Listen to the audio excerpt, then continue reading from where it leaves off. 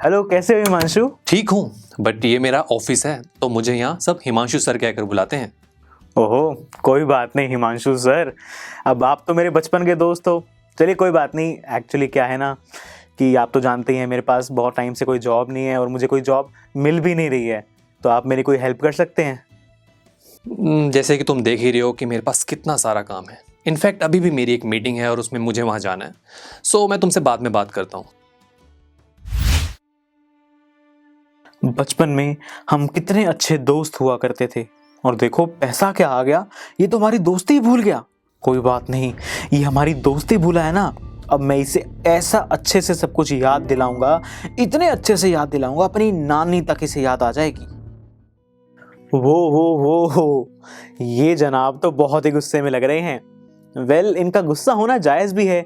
अब आप एक अपने बहुत अच्छे फ्रेंड से कुछ एक्सपेक्टेशन लेकर जाएं और वो एक्सपेक्टेशन अगर फुलफिल ना हो तो बुरा तो लगता ही है और गुस्सा आना भी जायज़ ही है।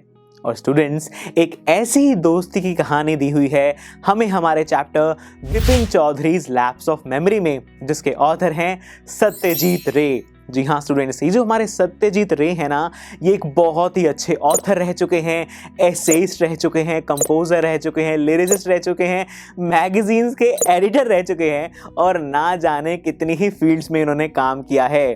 तो ये कहना तो बिल्कुल भी गलत नहीं होगा कि ये जो हमारे ऑथर हैं, इन्होंने चैप्टर के अंदर बहुत ही अच्छे से हमें हर चीज़ समझाई होगी, क्योंकि ये एक फिल्म मेकर भी हैं। जी हाँ, आप गलत नहीं सुन रहे, ये हमारे इंडियन फिल्म इंडस्ट्री के बहुत ही एक नामचीन फिल्म मेकर्स में से एक हैं।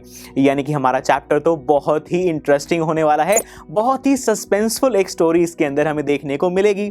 तो चलिए फिर देरी किस बात की है, बढ़ते हैं अपने चैप्टर की तरफ और देखते हैं कि इस चैप्टर में किस तरीके की दोस्ती के बारे में हमें बताया गया है। और इस चैप्टर को अच्छे से समझने के लिए मैंने इस चैप्टर को 4 पार्ट्स के अंदर डिवाइड कर दिया है। तो चलिए फिर बढ़ते हैं अगले लेक्चर की तरफ और देखते हैं कि इस चैप्टर के फर्स्ट पार्ट में क्या कहा गया है, जिसका नाम है the stranger new too much. अब ये स्ट्रेंजर कौन है, किसके बारे में और क्या जानता है, ये सब कुछ तो हमें जानने को मिलेगा इस चैप्टर के फर्स्ट पार्ट में ही।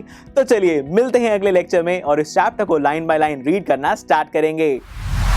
आई एम श्योर स्टूडेंट्स, आपको ये लेक्चर बहुत ही पसंद आया होगा।